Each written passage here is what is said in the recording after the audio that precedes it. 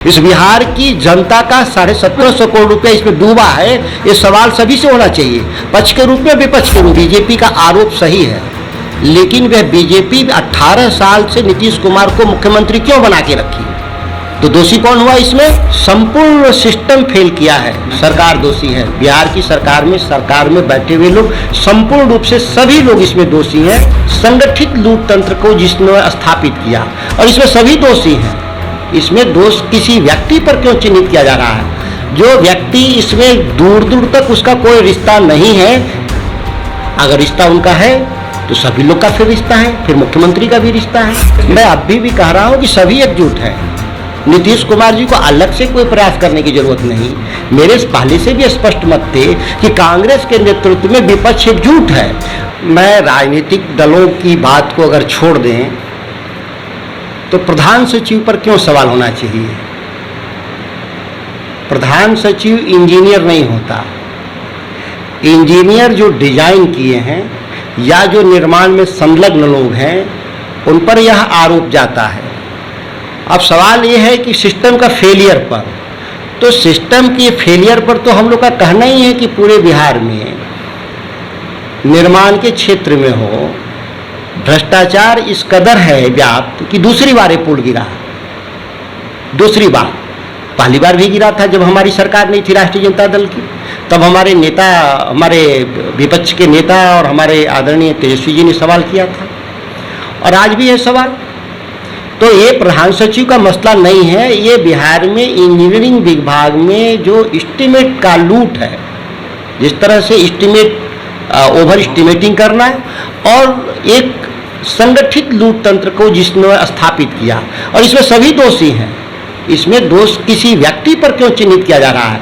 जो व्यक्ति इसमें दूर दूर तक उसका कोई रिश्ता नहीं है। अगर रिश्ता उनका है तो सभी लोग का फिर रिश्ता है, फिर मुख्यमंत्री का भी रिश्ता है। मुख्यमंत्री ने उनको अपॉइंट किया है, तो फिर मुख्यमंत्री कैसे बच रहे हैं? तो ये तो बलि का बकरा ढूंढने जैसी विषय हुआ। विषय ये है कि यह टूटा है दूसरी बार, और इससे पहले भी 2-3 पुल टूटे हैं बिहार में बड़े। तो क्या हुआ? हमारी जांच रिपोर्ट कहाँ है? हम क्या प्रिकॉशन लिया हम लोगों ने? हमने कोई स्ट्रैटेजी बदला? नहीं। इसलिए नहीं बदला कि जो ये लंबे समय से ये दोषारोपण की राजनीति होती रही, तथ्यपरक तरीके से इसकी हमने जांच करने का कोशिश नहीं किया कि मसला क्या है, दोषी कौन है, क्या दोषी पर कार्रवाई होगी? संपूर्ण सिस्टम फेल किया है, सरकार दोषी है। बिहार की सरकार में बैठे हुए लोग संपूर्ण रूप से सभी लोग इसमें दोषी हैं, कोई एक व्यक्ति दोषी नहीं है। इसीलिए यह गहन अध्ययन होना चाहिए कि किसके स्तर पे सबसे बड़ा फेलियर है। जहाँ तक मेरी जानकारी है, प्रधान सचिव कोई इंजीनियर नहीं होते कि उन पर यह दोषारोपण होना चाहिए। बीजेपी यह आरोप लगा रही है कि मुख्यमंत्री नीतीश कुमार किसी भी मंत्रालय में काम को सही से नहीं होने देते हैं। तमाम मंत्रालय में उनका दबदबा है। उनका बीजेपी का आरोप सही है, लेकिन वह बीजेपी 18 साल से नीतीश कुमार को मुख्यमंत्री क्यों बना के रखी? तो दोषी कौन हुआ इसमें? भारतीय जनता पार्टी दोषी हुआ, बीजेपी दोषी हुआ, जो 18 साल से नीतीश कुमार को मुख्यमंत्री बिहार में बना के रखा। तो जो बनाने वाले लोग हैं वो दोषी हैं, बनने वाला दोषी नहीं। अगर उनकी क्षमता नहीं थी, उनके अंदर कैपेबिलिटी नहीं थी, अच्छे प्रशासक नहीं थे, जो आरोप है बीजेपी का, तो उस व्यक्ति को क्यों उन्होंने मुख्यमंत्री बना के रखा? इसलिए मैंने कहा संपूर्ण रूप से व्यवस्था फेल किया है। इसमें पक्ष और विपक्ष का सवाल नहीं है, दोषारोपण करने से नहीं काम चलेगा। इस बिहार की जनता का 1750 करोड़ रुपया इसमें डूबा है। ये सवाल सभी से होना चाहिए, पक्ष के रूप में, विपक्ष के रूप में। हम विधानसभा के भीतर बैठते हैं, हम भाषणों में शामिल होते हैं, हम कटौती प्रस्ताव में शामिल होते हैं, हम बजट पास करते हैं विधायिका के रूप में। हम संपूर्ण रूप से इस सिस्टम को फेल करने में हम सहभागी लोगों में से हैं, उसमें मैं भी एक आदमी हूं। विपक्षी एकता की जो बैठक होने वाली थी वो बैठक स्थगित हो गई है। कांग्रेस अकेले पूरे हिंदुस्तान में 350 सीट पर चुनाव लड़ना चाहती है, तो क्या तमाम जो और पार्टियां हैं वो लगभग 200 सीट पर तैयार होगी चुनाव लड़ने को? कोई कांग्रेस की तरफ से अधिकृत बयान आया है कि हम 350 सीट पर चुनाव लड़ने जा रहे हैं? उनके नेता लगातार ये कहते रहते हैं। कौन नेता बयान दिया? ये मैंने देखा नहीं, इसीलिए मैं उसको सर्टिफाई करना चाहता हूं कि कांग्रेस का कौन नेता बयान दिया है जो कि 350 सीट पर लड़ना चाहता है। कोई है बयान जिसको अधिक? नीतीश कुमार विपक्षी पार्टियों की एकजुट करने में लगे हुए थे। 12 जून को ये बैठक टल भी गई है, तो क्या नीतीश कुमार एकजुट कर पाएंगे विपक्ष? मैं अभी भी कह रहा हूं कि सभी एकजुट हैं। नीतीश कुमार जी को अलग से कोई प्रयास करने की जरूरत नहीं। मेरे पहले से भी स्पष्ट मत थे कि कांग्रेस के नेतृत्व में विपक्ष एकजुट है। जो दल विपक्ष के एकजुटता से जो बाहर थे, जिसमें नीतीश कुमार की पार्टी भी थी, उनको शामिल होना है, कांग्रेस के नेतृत्व में शामिल हो जाना है। अनकंडीशनल जिसको बोलते हैं, इसमें कंडीशन लगाने की जरूरत नहीं है कि कौन प्रधानमंत्री बनेगा, गठबंधन का कौन नेतृत्व करेगा, ये कंडीशन लगाने की जरूरत नहीं है।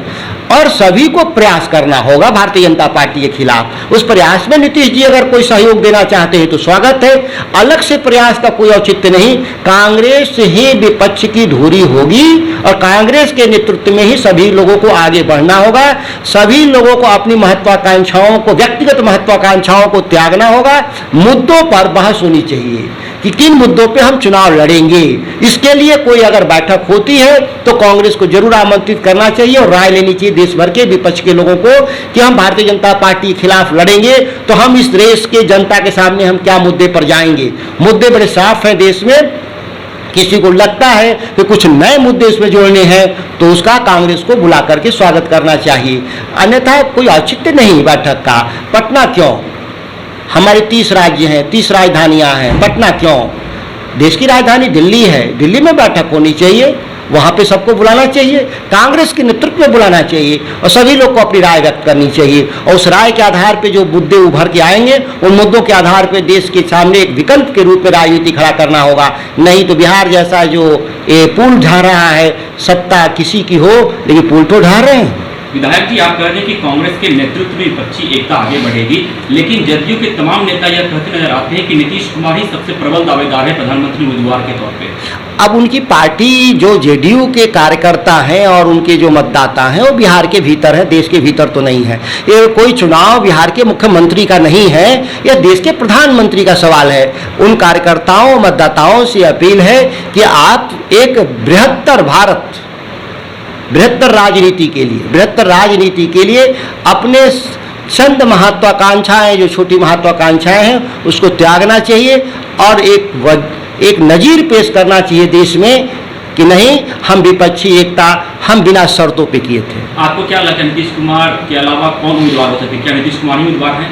आपकी क्या राय है? मेरी राय ये है कि इस देश में 140 करोड़ 142 करोड़ आबादी है। मेरी राय में सैकड़ों लोग देश के प्रधानमंत्री बनने लायक हैं।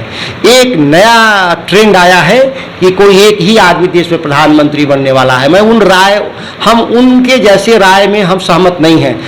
विपक्ष के तौर से मैं दर्जनों लोग को नाम जानता हूं जो प्रधानमंत्री के योग्य काबिल लोग हैं, जो नरेंद्र मोदी से बेहतर परिणाम देंगे देश की राजनीति। नीतीश जी भी उनमें से एक हैं।